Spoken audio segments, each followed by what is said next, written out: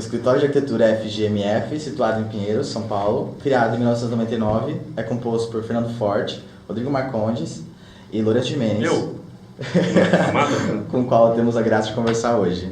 O grupo agradece demais a oportunidade desse papo. Sabemos que os 3 integrantes são colegas de FAUSP, então queria saber como que partiu a ideia de um escritório dos 3. Já começa uma pergunta difícil, né? Claro. Afinal, a gente se conhece desde o primeiro ano da faculdade.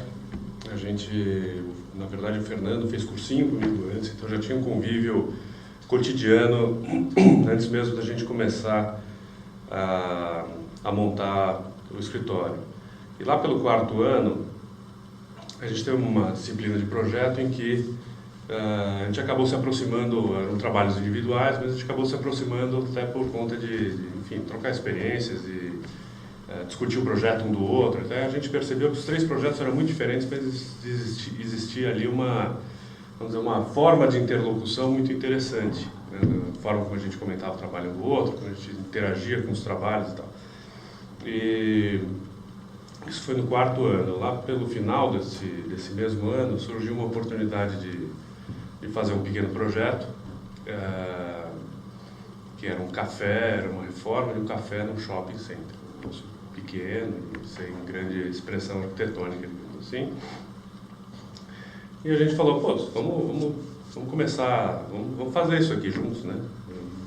Começou meio que como uma brincadeira, não uma brincadeira, mas uma coisa de ocasião, assim. Então, aqui a gente está se dando bem aqui nessa disciplina.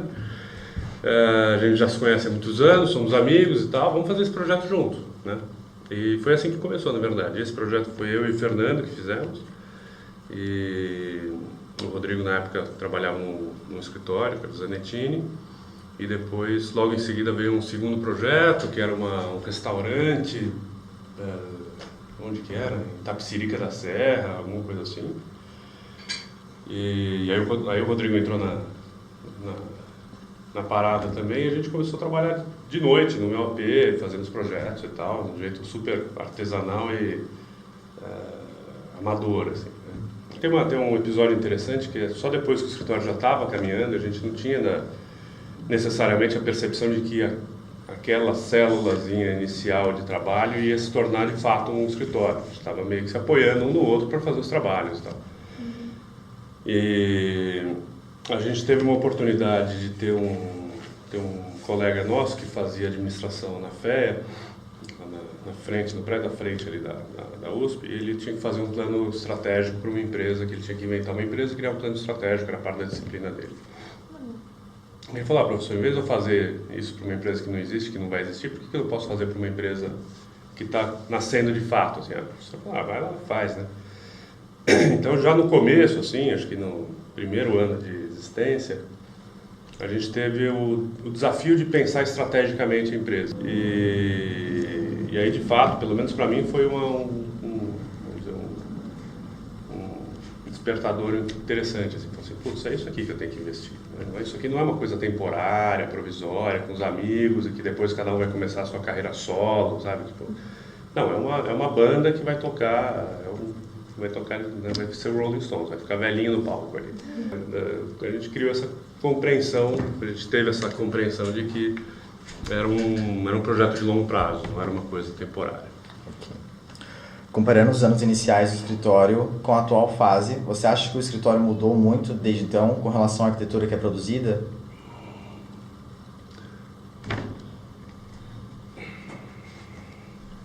Bom, muita coisa mudou nesse meio do caminho, então eu diria que sim. Primeiro porque no final dos anos 90, quando a gente teve a oportunidade de começar a trabalhar, o mercado era completamente diferente do que é hoje.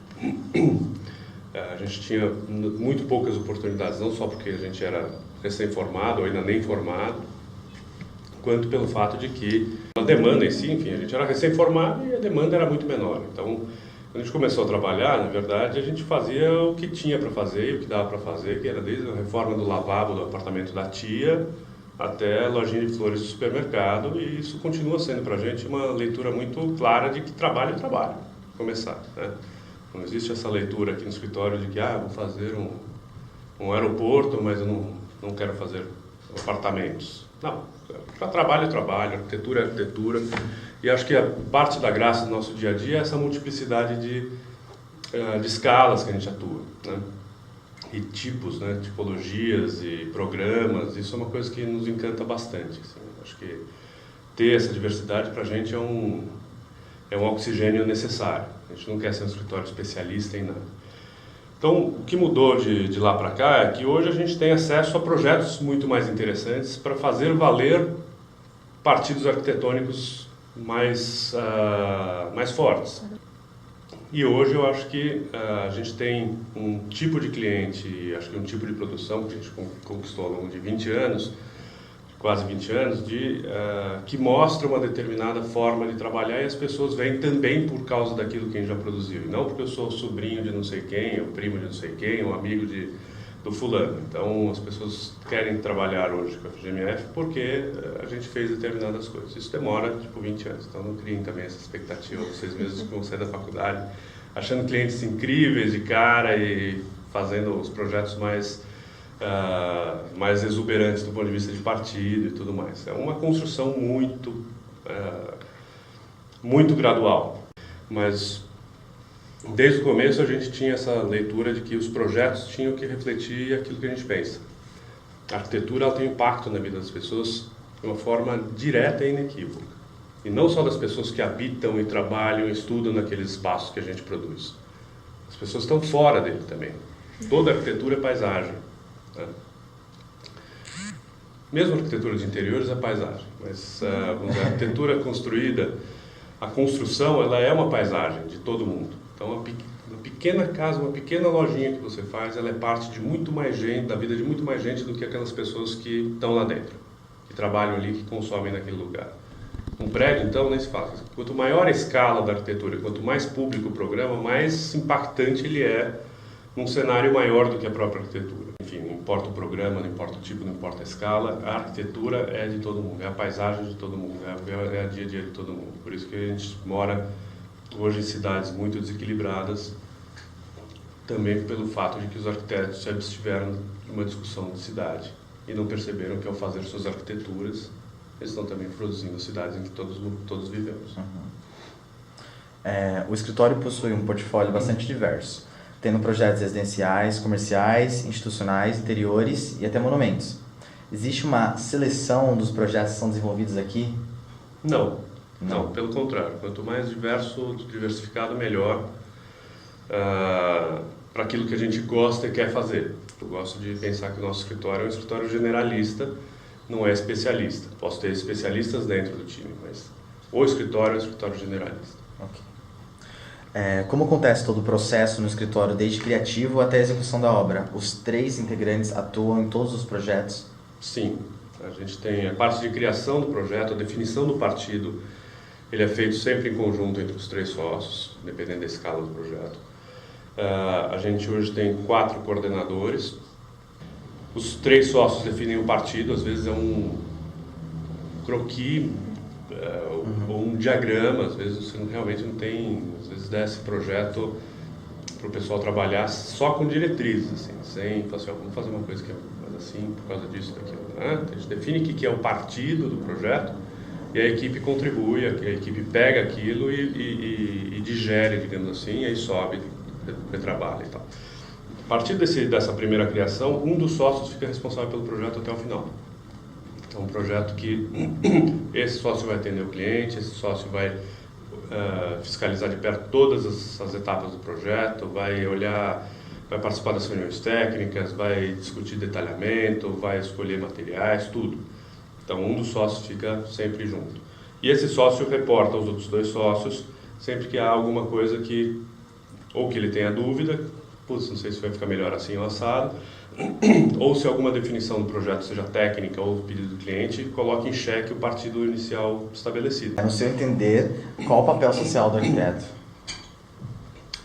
Olha, na verdade, essa é uma discussão, é quase que uma cilada essa discussão. Né? Eu acho que o arquiteto, como eu já falei, ele é necessariamente um profissional que interfere diretamente na dinâmica da sociedade. Então, acho que o arquiteto precisa ter a compreensão de que o trabalho que ele faz pertence necessariamente a todos e não ao cliente. O cliente não vai gostar desse discurso, mas a verdade é essa. Tudo que o arquiteto faz pertence a muito mais gente do que o próprio cliente que está na mesa discutindo o projeto e pagando pelo projeto e pagando aquela construção. Então, a gente tem que ter a compreensão de que quando a gente cede ao pedido de um cliente para fazer um muro de 6 metros em cima de uma calçada de 1,5 metro de largura, a gente não está atendendo um programa do cliente. A gente está piorando a qualidade de vida de uma cidade para todo mundo que vai passar por ali. Né? E que, de forma decisiva, tem um papel ali na forma como as pessoas se relacionam, na interação entre dentro e fora, não do ponto de vista só simbólico, mas do ponto de vista prático mesmo, de o que é a cidade das pessoas, de fato. Vai gerar um ambiente mais agressivo, mais hostil, vai estimular a criminalidade. Então, no final das contas, não é só um muro. Você está criando todo um sistema social em função daquele muro que você construiu. Isso para pegar só um exemplo meio que emblemático aí, que são os muros, essa segregação entre público e privado e tudo mais. Acho que o papel do arquiteto também é um papel de muita responsabilidade cultural e programática. Cultural no sentido de que a arquitetura ela é o espelho do nosso tempo. Ela não é arte, ela é um ofício, mas ela envolve uma leitura muito clara cultural, porque ela reflete, de uma certa forma, a leitura de mundo das pessoas naquele momento. A gente evolui a arquitetura de acordo com a forma como as relações humanas evoluem também. O programa de uma habitação de 30 anos atrás é diferente do programa de uma habitação de hoje. Porque tudo mudou, a forma como as pessoas trabalham, o tempo que as pessoas ficam em casa, o tamanho das famílias, a relação das famílias, os tipos de famílias. E que a arquitetura precisa não só responder a essas demandas, mas também criar novas formas de viver. Então, se a gente ficar sempre repetindo fórmulas, a gente não vai acompanhar ou não vai dar à sociedade uma resposta ou até um estímulo correto para que a sociedade se desenvolva também. Porque, no final das contas, não tem como escapar da arquitetura. Você sempre está numa arquitetura.